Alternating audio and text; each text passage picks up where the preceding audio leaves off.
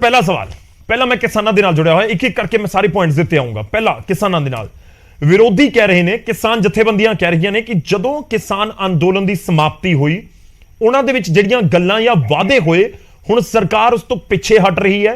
गल होई सी कि बिजली सोध बिल नहीं लैके आवांगे ते तुसीं लै आए हो। देखो सरकार हर वादे ते पूरी कायम है। सरकार ने वादा किया सी MSP ते कमेटी बनावांगे, कमेटी बनाई। जिहड़ी इस बिल की गल सी, जो उस वेले गल हुई ये हुई सी कि किसानां दा जो कंसर्न है जी ਉਹਦਾ ਧਿਆਨ ਰੱਖਿਆ ਜਾਏਗਾ। ਔਰ ਜਿਹੜਾ ਹੁਣੇ ਬਿੱਲ ਆਇਆ ਹੈ ਇਹਦੇ ਚ ਕਿਸਾਨਾਂ ਦਾ ਜਾਂ ਕਿਸਾਨਾਂ ਨਾਲ ਜੁੜਿਆ ਕੋਈ ਮੁੱਦਾ ਹੈ ਹੀ ਨਹੀਂ। ਜਿਹੜੇ ਕੰਸਰਨ ਉਹਨਾਂ ਦੇ ਸੀਗੇ, ਸਰਕਾਰ ਉਹ ਸਾਰੇ ਕੰਸਰਨਸ ਨੂੰ ਧਿਆਨ ਚ ਰੱਖਣ ਤੋਂ ਬਾਅਦ ਹੀ ਬਿੱਲ ਲੈ ਕੇ ਆਈ ਹੈ। ਜਿਹੜਾ ਬਿੱਲ ਦਾ ਪਹਿਲਾ ਮਸੌਦਾ ਆਇਆ ਸੀ, ਇਹ ਬਿੱਲ ਉਹਦੇ ਨਾਲੋਂ ਚੇਂਜ ਹੈ। ਬਹੁਤ ਸਾਰੇ ਪਰਿਵਰਤਨ, ਬਹੁਤ ਸਾਰੀਆਂ ਚੇਂਜਸ ਸਰਕਾਰ ਨੇ ਕੀਤੀਆਂ ਜੀ। ਜਿੰਨੇ ਖਦਸ਼ੇ ਸੀਗੇ ਕਿਸਾਨ ਵੀਰਾਂ ਦੇ, ਉਹ ਸਾਰਿਆਂ ਨੂੰ ਐਡਰੈਸ ਕਰਨ ਤੋਂ ਬਾਅਦ ਹੀ ਇਹ ਬਿੱਲ ਆਇਆ ਹੈ। मतलब तुसी कह रहे हो किसानों का इस बिल च कोई जिक्र नहीं है या है या अमेंडमेंट कर देती है? नहीं, मैं ही कह रहा कोई जिक्र है ही नहीं। बिल की मैं कॉपी लैके आया, मैनूं दस देन कि इस बिल का किहड़ा क्लॉज है जिहड़ा किसानां दे हितां नूं प्रभावित करने वाला है। एक भी क्लॉज पढ़ के दसन कि ये वाला क्लॉज है ये किसानां दे हितां नूं इदां प्रभावित करेगा। प्रोपेगेंडा कर सकते हैं, प्रोपेगेंडा करन च कोई हर्ज नहीं है। ये जिहड़ा बिल आया ना गौरव जी, ये कोई अज दा बिल नहीं है। ये बिल इस तो पहला भी पार्लीमेंट च आया। पार्लीमेंट ने उदों भी स्टैंडिंग कमेटी भेजा, स्टैंडिंग कमेटी डिस्कशनस हुई, वापस पावर मिनिस्ट्री को गया, वापस बिल बनया। कई बार ये डिस्कशनस हो चुकी, पावर मिनिस्ट्री डिस्कशनस कर चुकी। उसके बाद ये बिल आया है पिछले 6-7 साल दी डिस्कशनस तो बाद। और इसका उद्देश्य बड़ा स्पष्ट है कि देश के अंदर ਜਿਹੜੇ ਸਾਡਾ ਕੰਜ਼ਿਊਮਰ ਹੈ, ਉਪਭੋਗਤਾ ਹੈ ਜੀ, ਉਹਨੂੰ ਸਸਤੀ ਬਿਜਲੀ ਮਿਲੇ, 24 ਘੰਟੇ ਬਿਜਲੀ ਮਿਲੇ, ਅਨਇੰਟਰਪਟਡ ਬਿਜਲੀ ਦੀ ਸਪਲਾਈ ਹੋਵੇ। ਜਿਹੜੀਆਂ ਕੰਪਨੀਆਂ ਬਿਜਲੀ ਸਪਲਾਈ ਕਰ ਰਹੀਆਂ ਉਹਨਾਂ ਤੇ ਜਿਹੜੇ ਰੈਗੂਲੇਟਰ ਨੇ ਉਹਨਾਂ ਨੂੰ ਜ਼ਿਆਦਾ ਅਧਿਕਾਰ ਦਿੱਤੇ ਜਾਣ। ਇਹ ਸਾਰੇ ਮੁੱਦਿਆਂ ਨੂੰ ਲੈ ਕਰਕੇ ਬਿੱਲ ਆਇਆ ਹੈ ਤਾਂ ਕਿ ਦੇਸ਼ ਦੇ ਜਿਹੜਾ ਕੰਜ਼ਿਊਮਰ ਹੈ, ਤੁਸੀਂ ਦੇਖੋ ਨਾ ਹਾਲਤ ਕੀ ਹੈ ਅੱਜ ਦੇਸ਼ ਦੇ ਅੰਦਰ। ਜਿਹੜੀਆਂ ਕੰਪਨੀਆਂ ਬਿਜਲੀ ਸਪਲਾਈ ਕਰਦੀਆਂ ਹੈ ਉਹਨਾਂ ਨੂੰ ਕੋਈ ਉਹਨਾਂ ਦੇ ਉੱਤੇ ਪੁੱਛਣ ਵਾਲਾ ਨਹੀਂ ਹੈ ਕਿ 10 ਘੰਟੇ ਅਗਰ ਬਿਜਲੀ ਨਹੀਂ ਆ ਰਹੀ ਹੈ ਤਾਂ ਨਹੀਂ ਆ ਰਹੀ ਹੈ। ਅੱਛਾ, ਇਸ ਬਿੱਲ ਤੋਂ ਬਾਅਦ ਉਹ ਜਵਾਬਦੇਹੀ ਹੋਏਗੀ। ਰੈਗੂਲੇਟਰ ਨੂੰ ਤਾਕਤਵਰ ਬਣਾਇਆ ਗਿਆ ਹੈ। ਕਈ ਸਾਰੀਆਂ ਅਮੈਂਡਮੈਂਟਸ ਕੀਤੀਆਂ ਗਈਆਂ, ਕੰਪੀਟੀਸ਼ਨ ਨੂੰ ਵਧਾਉਣ ਦੀ ਗੱਲ ਇਹਦੇ ਵਿੱਚ ਕੀਤੀ ਗਈ ਹੈ ਤਾਂ ਕਿ ਲੋਕਾਂ ਨੂੰ ਸਸਤੀ ਬਿਜਲੀ ਮਿਲ ਸਕੇ। ਕੰਜ਼ਿਊਮਰ ਦੇ ਹਿੱਤ ਕਰਨ ਵਾਲਾ ਇਹ ਬਿੱਲ ਹੈ। ਔਰ ਸਰਕਾਰ ਜਦੋਂ ਇਹ ਬਿੱਲ ਲੈ ਕੇ ਆਈ ਹੈ, सरकार ने बड़ी स्पष्ट मंशा नाल बिल सदन च रखा है। और अगर कुछ साडे विरोधी धिरां ने इहदे ते खदशे प्रगटाए या कुछ लोगों ने विरोध किया, जिहड़ा तुसीं सवाल पूछा, सरकार ने डेमोक्रेसी दी स्पिरिट नूं प्रमुख रखिया कि भाई लोकतंत्र दी स्पिरिट है, चाहे साडे कोले बहुमत है, असीं बिल पास कर सकते हैं। लेकिन अगर कुछ विरोधी धिरां नूं खदशे हैं, अगर उन्होंने कोई सवाल है, अगर वो चर्चा करना चाहते हैं, अगर उन्होंने लगता है कि इहदे होर सुधार की गुंजाइश है, असीं उस बिल नूं स्टैंडिंग कमेटी नूं भेजता पार्लीमेंट दी नूं। तुहानूं लगदा है कि किते ना किते जाके फिर राज सभा दे विच फस जांदा? लोक सभा तां तुहाडे कोल नंबर पूरे कढ लैंदे। गौरव जी, इस वेले जो स्थिति है, राज्य सभा भी कोई बिल नहीं फसिया अज तक। सरकार का एक भी बिल दस दिओ पिछले 3 साल राज्य सभा फसिया होवे। हुणे हुणे उप राष्ट्रपति का इलैक्शन होया, 74% वोटां असीं लोक सभा और राज्य सभा नूं मिला के लईआं। इस करके सवाल ये नहीं है राज्य सभा फसिया, सानूं कोई डर नहीं, असीं राज्य सभा भी घटाउण च समर्थ हैं जी। लेकिन सानू ये लग्या कि अगर विरोध है तो गल सुनी जानी चाहिए है। स्टैंडिंग कमेटी जाए, सारियां पार्टियां दे लोग ने उत्ते एक बार फिर चर्चा हो जाए, हर्ज की है, दोबारा चर्चा हो जाए। अगर इहदे कोई सुधार की गुंजाइश होगी होर हो जाएगी। लेकिन सरकार की मंशा बड़ी स्पष्ट है। देखो, पावर सैक्टर ऐसा है जिहदे च रिफॉर्म्स की गल पिछले 1 दशक तो हो रही है। देश भर के अंदर गल चल रही है कि पावर सैक्टर च रिफॉर्म होने चाहिए है, लोगों को सस्ती बिजली मिलनी चाहिए है, 24 घंटे बिजली मिलनी चाहिए है। पंजाब वर्गी स्टेट जिहड़ी इन्नी अगांह वधू स्टेट है, प्रोग्रेसिव स्टेट है, उत्थे तुसीं देखो इस साल किन्ने कट लगे हैं, बिजली की हाहाकार मची पई है। 12-12 घंटे की लोड शेडिंग असीं इंडस्ट्री की कर रहे हैं। क्यों कर रहे हैं? साडे पावर कॉम्स की हालत की है? साडियां जिहड़ियां पावर दीयां कारपोरेशन ने वो हज़ारां करोड़ के कर्जे थले दबियां होईयां ने, लगातार अगला भविष्य धुंधला है। तो देश के अंदर पावर सेक्टर च रिफॉर्म होना चाहिए। मेरा कहना है हर रिफॉर्म का विरोध क्यों करना? हाँ, रिफॉर्म तो लगता है डिस्कशन करो रिफॉर्म के उत्ते, और उनते बिल वैसे स्टैंडिंग कमेटी को चला गया। चलो मैं बिजली के कट जी बिजली के कट और निजी करने वाले मुद्दे उत्ते जावांगा, पर पहला रजिंदर सिंह दीप सिंह वाला जी का रुख करदा। रजिंदर जी, विरोध क्यों? देखो, जो बहुत क्लीयर पॉइंट रखने की कोशिश की है सुभाष शर्मा जी ने, वो कहने ने कि किसानों वाला तो इस दे विच जिहड़ा पूरा सेगमेंट नहीं है, फिर क्यों विरोध कर रहे हैं किसान? प्रदर्शन वक-वक थावां दे उत्ते करने शुरू कर दिते, आखिर क्यों?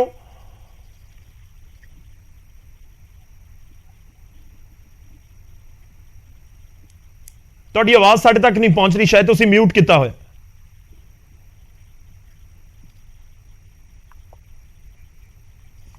चलो, मैनूं लग रहा कि आवाज कोई दिक्कत लग रही है, मैं कोशिश करदा कि दोबारा उन्हां दे नाल राबता कायम कर सकां। रजिंदर जी, तुहाडी आवाज नहीं आ रही सर।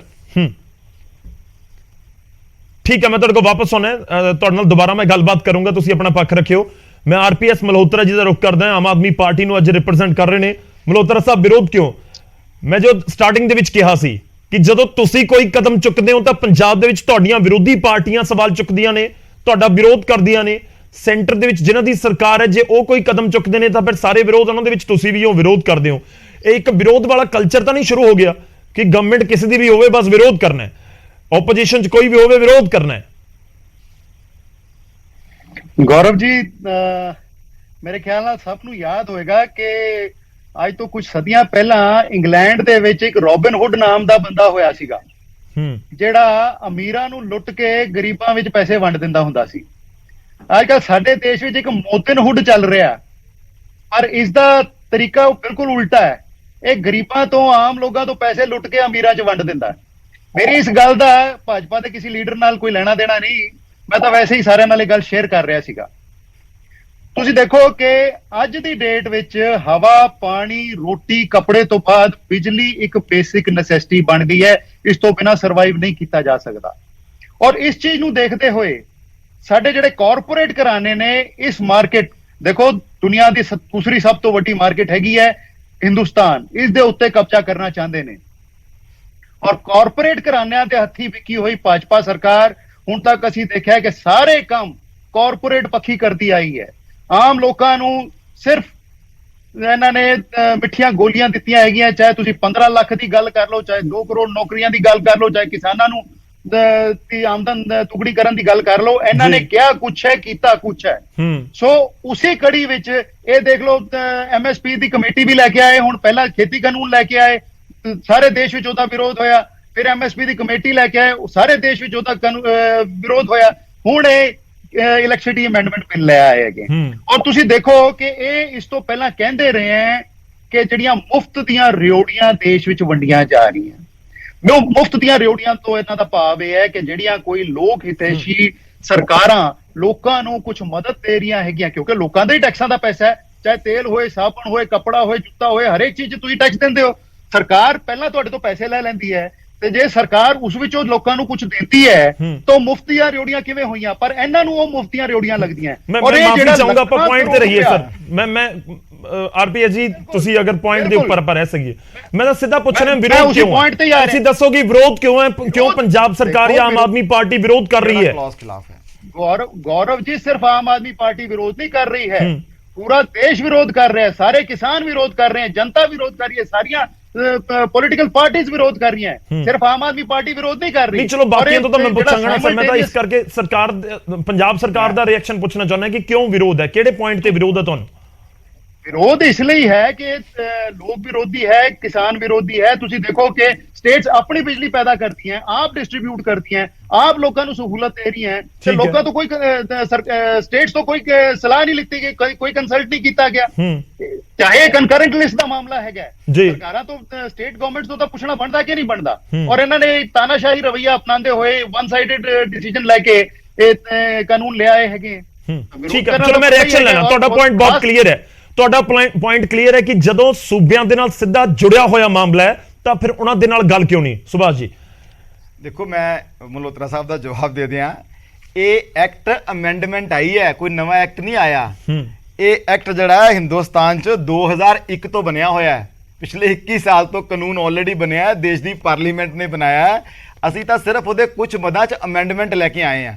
ਇਹਨਾਂ ਨੇ ਆਪ ਹੀ ਕਹਿਤਾ ਕਨਕਰੈਂਟ ਲਿਸਟ ਹੈ, ਕਨਕਰੈਂਟ ਲਿਸਟ 'ਚ ਕੇਂਦਰ ਕੋਲੇ ਕਾਨੂੰਨ ਬਣਾਉਣ ਦਾ ਅਧਿਕਾਰ ਸੀ, ਤਾਂ ਹੀ ਪਿਛਲੇ 21 ਸਾਲ ਤੋਂ ਇਹ ਕਾਨੂੰਨ ਦੇਸ਼ 'ਚ ਲਾਗੂ ਹੈ, ਕਿਸੇ ਨੇ ਇਹਨੂੰ ਚੈਲੰਜ ਨਹੀਂ ਕੀਤਾ।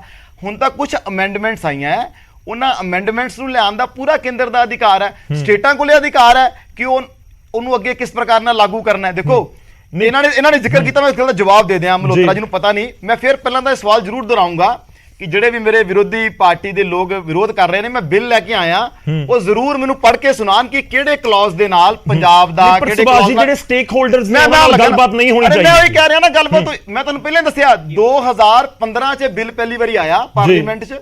ਉਸ ਤੋਂ ਪਹਿਲਾਂ ਪਾਵਰ ਮਿਨਿਸਟਰੀ ਨੇ ਸਾਰੇ ਸਟੇਕ ਹੋਲਡਰਸ ਨਾਲ ਕੰਸਲਟੇਸ਼ਨ ਕੀਤੀ, फिर बिल जो पार्लीमेंट ਦੇ ਰੱਖਿਆ ਗਿਆ ਹਾਊਸ 'ਚ ਫਿਰ ਸਟੈਂਡਿੰਗ ਕਮੇਟੀ ਕੋ ਗਿਆ ਉਸ ਸਟੈਂਡਿੰਗ ਕਮੇਟੀ 'ਚ ਵੀ ਬਾਕੀ ਪਾਰਟੀਆਂ ਦੇ ਲੋਕ ਸੀ ਸਟੈਂਡਿੰਗ ਕਮੇਟੀ ਨੇ ਫਿਰ ਉੱਤੇ ਗੱਲਬਾਤ ਕੀਤੀ ਪਿਛਲੇ 7 ਸਾਲ ਤੋਂ ਆਲਰੇਡੀ ਕੰਸਲਟੇਸ਼ਨਸ ਚੱਲ ਰਹੀਆਂ ਪਾਰਲੀਮੈਂਟਰੀ ਕਮੇਟੀ 'ਚ ਵੀ ਇੱਕ ਵਾਰੀ ਜਾ ਚੁੱਕਿਆ ਸਟੈਂਡਿੰਗ ਕਮੇਟੀ 'ਚ ਇਹ ਦੁਬਾਰਾ ਇੰਟਰੋਡਿਊਸ ਹੋਇਆ ਹੈ ਇਸ ਕਰਕੇ ਜੇ ਇਹਨਾਂ ਨੇ ਨਹੀਂ ਪੜਿਆ ਜਾਂ ਇਹਨਾਂ ਨੂੰ ਨਹੀਂ ਪਤਾ ਤਾਂ ਮਤਲਬ ਇਹ ਨਹੀਂ ਕਿ ਕੰਸਲਟੇਸ਼ਨ ਨਹੀਂ ਹੋਈ ਜਿਹੜੀ ਦੂਜੀ ਗੱਲ ਤੇ ਮੈਂ ਆਣ ਲੱਗਾ ਮਲਹੋਤਰਾ ਜੀ ਜ਼ਰੂਰ ਜਵਾਬ ਦੇਣ ਇਹਨਾਂ ਨੂੰ ਸ਼ਾਇਦ ਪਤਾ ਹੀ ਨਹੀਂ ਹੋਏਗਾ ਇਹ ਕਰ ਰਹੇ ਪ੍ਰਾਈਵੇਟ ਘਰਾਣੇ ਦਿੱਲੀ ਦੇ ਅੰਦਰ ਆਲਰੇਡੀ ਜਿਹੜੀ डिस्ट्रीब्यूशन का काम है प्राइवेट घराने ही कर रहे हैं मल्होत्रा साहब अनिल अंबानी की कंपनी BSES ते टाटा पावर ये दो प्राइवेट कंपनियां शीला दीक्षित जी दी टाइम तो ही सारा डिस्ट्रीब्यूशन का काम कर रही हैं और कल्ले दिल्ली च नहीं कर रहे हैं तुसी प्राइवेट घराने करी जांदे हो कोलकाता च RPG ग्रुप कर रहा है जिथे ममता बनर्जी की सरकार है मुंबई च टाटा रिलायंस कर रहा है आगरा च टोरेंट ग्रुप कर रहा है उड़ीसा की पूरी डिस्ट्रीब्यूशन प्राइवेट कंपनियां कर रही हैं ये बेसिकली इस बिल का उद्देश्य की है